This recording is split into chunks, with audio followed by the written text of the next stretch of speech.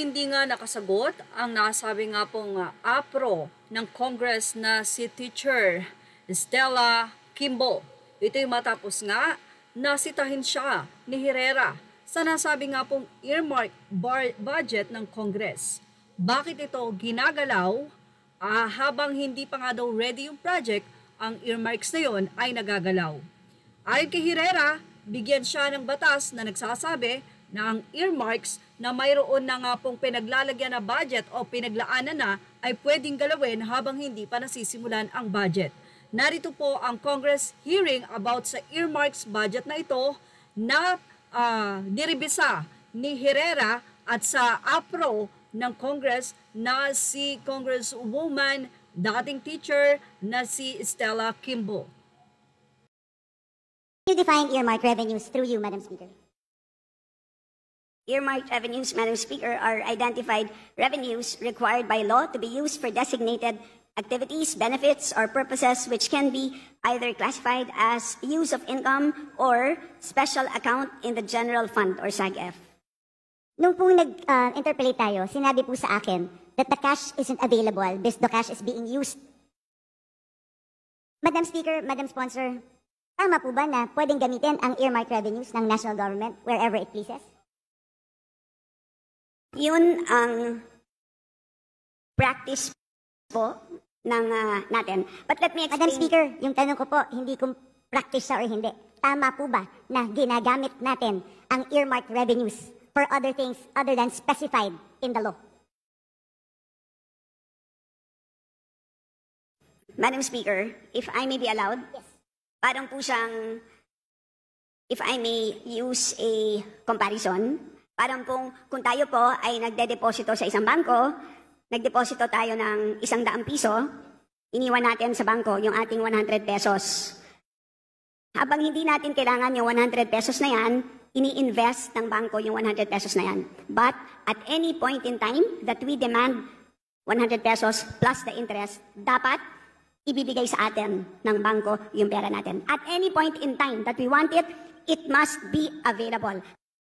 So ganun po ang konsepto ng earmarked revenues. Congress earmarks a certain portion, inokolekta ng ahensya ang revenue, dinedeposito sa treasurer, habang hindi ginagamit ang cash, gagamitin muna ang cash sa pagpapatakbo ng buong government. Kasi po, ang pangongolekta ng buwis, hindi naman po January 1. Meron na tayong buwis. Paano natin babayaran ang sweldo ng ating mga page, ang sweldo ng mga government employees? Wala po tayong ibabayad sa inyo na sweldo kung hindi natin gagamitin ang cash na yan. Pero at any point in time that an agency demands those earmarked revenues, the Treasury must be able to make those funds available. Ganyan po ang ibig sabihin ng earmarked revenues. Madam Speaker, saan po nakasulat na ganun ang ibig sabihin ng earmarked revenues? Na pwede siyang gamitin pag hindi ginagamit pa.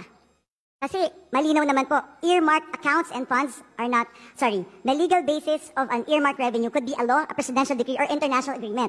Bawat earmarked revenue may batas.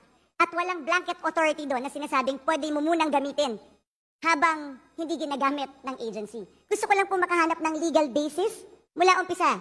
Asan po ang legal basis na sinasabing pwedeng gamitin ang pondo na in-earmark natin for another thing? Kasi yung cash naman, hindi pa ginagamit ng ahensya. So hiramin ko muna. Paano kung hindi ko na maibalik? Paano kung hindi na tayo makautang? Hindi po ba pag regular ka na tao, ginamit mo ang pera na hindi para doon? Qualified theft na to. O kaya, pwedeng technical malversation of funds if you use it for another thing. Ang tawag po doon sa libro ay Book of Accounts.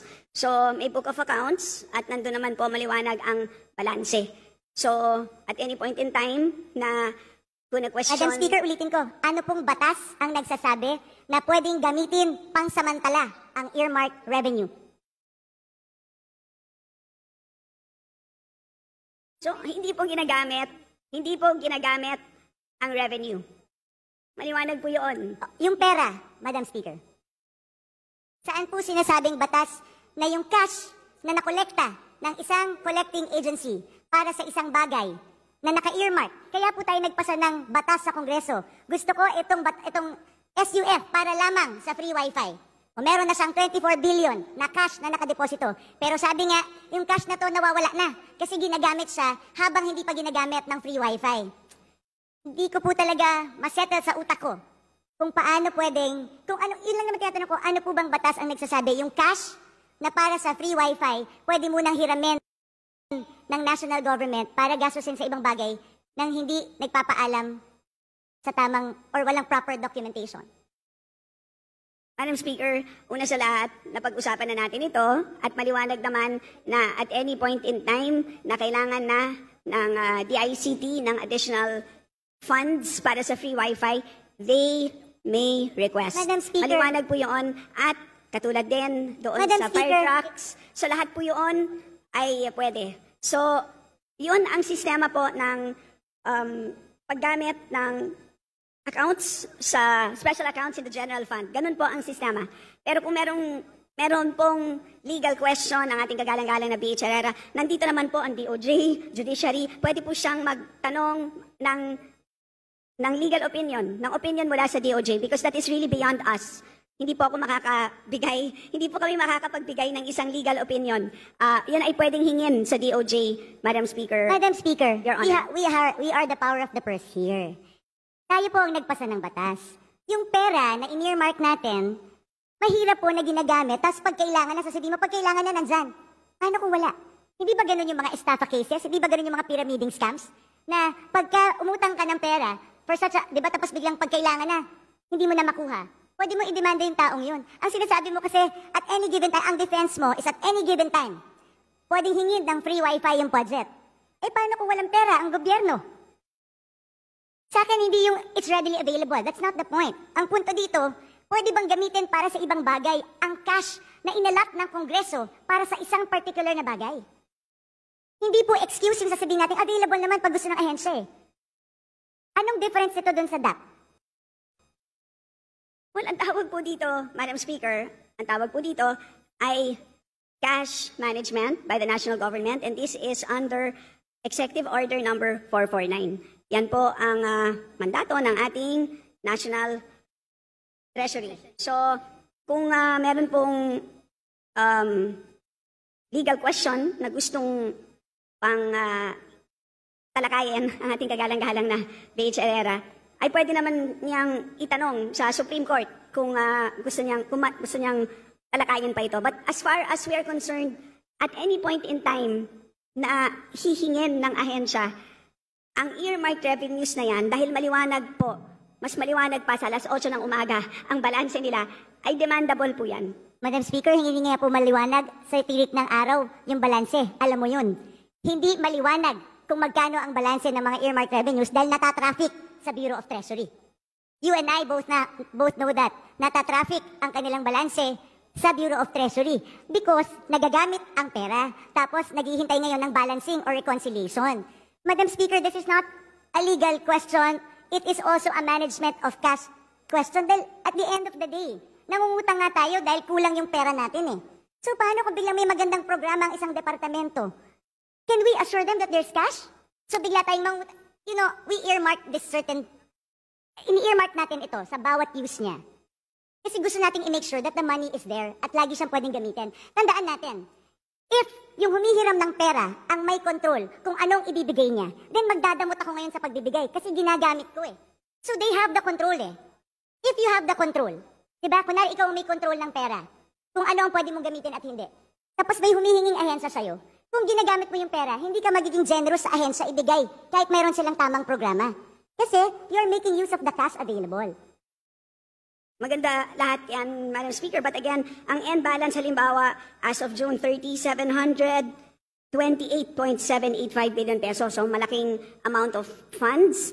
Isipin na lang po natin kung lahat po ito ay binagsak natin ngayon, lahat sa mga ahensya, sa totoo lang po, mabibilaukan silang lahat. Hindi nila kayang ma-absorb lahat ito. So may ganun din na problema. So that is actually part of the mandate of our National Treasury, part of the mandate of the DBM. Kailangan nilang i-manage yan. So they cannot just flood all of these agencies with cash. So yun po, that's how we understand the cash management mandate of these agencies, Madam Speaker. Madam Speaker, cash management does not mean gagastusin mo yung pera pag hindi ginagamit. There's a difference, Madam Speaker. I never said na i-flood natin ang agencies. I'm just simply saying, you cannot use the money that's particularly earmarked for a certain project na sinaad natin sa batas. Pero again, I did not say na i-flood natin sila. But I'm saying, tama po ba na ginagamit natin yung pera na sinet aside ng isang batas na hindi pwedeng gamitin? Malinaw po ang batas. Bawat section, andito po yan, makapal po yan eh. Ilan ang earmarked revenues natin? Nakaspecify doon, doon lang siya pwedeng gamitin. so Very again, specific. Alam ko po yung sinasabi niyong one fund concept. Do you know the history of one fund concept when it started, Madam Speaker, Madam Sponsor? what is the question? Yung one fund concept, because yan po yung sanina sinasabi niyo na ito yung cash management, may one fund concept, na yun ang sinasabi ng DOF na doon ginagamit. Kaya balikan natin yung history ng one fund concept. Ano ba ang pinanggalingan ng one fund concept, Madam Speaker, Madam Sponsor? Please enlighten the body, Madam Speaker. Galing po yan sa Presidential Decree 17, Presidential Decree pa yon during the time of President Marcos, na lahat ng dormant accounts, yung mga off-budget accounts, yung mga lying around funds, yun ang pinagsama-sama. Wala po dong nakasulat any mention of earmarked revenues. At since 1977 pa po yung Presidential Decree na yun. Hindi pa po na-amend or napalitan ng panibago. Ang sa akin naman, gusto ko lang ilagay sa tama. Pwede naman natin lagyan sa special provision kung talagang gustong gamitin itong pondo na to. Pero ang tanong ko, hindi ba dapat natin malaman sa Kongreso kung saan, kailan hiniram yung 700 billion? Kunwari may 700 billion, anong portion ng 700 billion ang hiniram? Hiniram para sa anong bagay? Tama ba na walang report sa atin na hiniram yung perang to? Tama ba na hindi nag-report sa agency? Kunwari, ako si DICT. Ang alam ko, meron akong 24 billion. Tama ba na hindi magpapaalam sa kanila? Pwede bang hiramin namin ang cash na ito para magamit namin sa ibang bagay? So, Madam Speaker, again, babalik po ako dun sa aking analogy earlier. Ang bangko niyo po ba, tuwing ini-invest yung 100 piso na dineposito ninyo, ay tinatawagan ba kayo para Ay, Madam Speaker, kung ako po ay hindi nag-authorize, pwede ko pong sabihin sa bangko, huwag niyong galawin itong certain portion na to. Because tandaan nyo, hindi mo pwedeng i-relate sa bangko to. Batas ito. May blanket kang pinirmahan sa bangko. Nung nagdeposito ka, alam mo na pwede niyong gamitin para invest. That's part of the contract you paid for when you opened the account. Pero ito, batas ito na pinasa natin na earmark ang certain fund for a certain thing. Wala tayong authority na binigay doon sa ating batas o habang may cash, habang hindi ginagamit, pwede nyo gamitin national government kung saan nyo gusto. Pag kinapos tayo, gamitin nyo na. O basta siguraduhin nyo, pagka kailangan ko na, ibalik nyo sa akin. But again, Madam Speaker, what is important is the balance. Paglilinaw lang po kung ano ang balanse ng bawat fund ay intact na intact po yan. Napakahuhusay po ng ating mga empleyado sa ating treasury. Complete po yan. So lahat po ng mga dinadagdag po dyan, lahat ng binabawas, intact po ang balances. Issue lang po because we have a ceiling at every point in time. Today, ang hinaharap natin na ceiling is 6.352 trillion pesos. Can you imagine? Kung pinasok po natin itong 728 billion, mauubos yung 6.3 ng 728 billion ng in-earmark ng Kongreso. So paano po yung mga programa na gustong ipatupad ng ating national government? Yun ang mangyayari dito. How will our national government function kung lahat po ng ating earmarked revenues ay pinasok natin lahat doon sa ating total budget ceiling? So yun po ang napakahirap na trabaho ng ating DBM or DBCC. So yun ang naging, ang ganda nga ng konsepto, di ba, ng cash management. So that's what it is. So in other words, when you deposit money sa bangko, yung the exact 100 pesos, serial number 0001, hindi naman yun yung the exact bill na isasoli sa'yo once you make a withdrawal.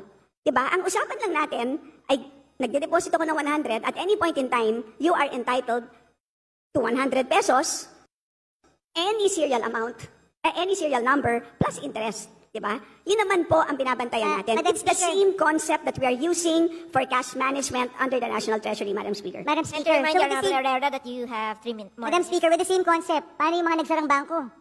Dahil ginamit nila yung pera eh. Nag-overuse sila ng pera ng diniposito ko eh. So nung nag-withdraw ko, hindi na mabalik sa akin dahil nagsarado yung bangko eh. Like I said, Madam Speaker, again, I believe in the one fund concept, pero mag-amenda tayo ng batas. Isaayos natin. Ano ba sinasabi ko dito? Ever since all budget hearings, sayang ang mga pondo sa earmark revenues, sayang ang mga pondo sa off-budget, sayang ang mga dormant accounts. ilagay natin sa one fund concept, I agree. Pero let's pass a law. Let's amend the PD. Let's amend the presidential decree or magpasa tayo ng batas dito sa Kongreso if we really want to allow that. Yun lang po yung aking palaging sinasabi kasi right now, and mag-report sila sa atin sa Kongreso kung saan nila ginamit at kailan na hiniram yung pera. Madam Speaker, hindi na natin alam saan napunta yung pera na ginamit na yun. Oo, nandyan. Pero nung hiniram nila, para kang nagsabi sa any empleyado, ito petty cash natin sa opisina. So, ibig sabihin, kung meron akong petty cash dito sa opisina, kung merong mga ilangan sandali, ay hiramin ko lang sandali, ibabalik ko naman eh. Pag nabuko mo yung empleyado mo, is it acceptable? Kung kunwari, nagbigay ka ng pera specific sa iyong staff, para dyan lang yan. Tapos hiniram ng staff mo, hiramin ko lang naman eh, ibabalik ko rin ha. Is that okay? Does it make it okay? Madam Speaker, it is not the same situation. That is, I stand by my position that accounting-wise po, hindi naman ginagastos ang earmark revenue as long as hindi program, intact po ang balances ng ating earmark revenues. Cash-wise, ay fungible naman po siya. So, yun po ang sistema ng cash management. Kung may problema po ang ating kagalang-galang na BH Herrera, again, of course, she's free to file a resolution, file an inquiry, file or solicit an opinion from the DOJ. So, Madam Speaker, paano nga pag hindi na ibalik? Paano kung walang pera yung gobyerno? What happens now? Because ginamit natin for other things, pinabayad natin ng utang. Sa huli, ang suggestion nga ni Teacher Stella Kimbo ay tanungin ng Supreme Court or DOJ about dito. Ang masasabi nyo sa paikot-ikot na nasabing deliberasyon. Ayan ang ating Showbiz Now update. Images are all credit to the rightful owners. Thank you for watching Showbiz Now.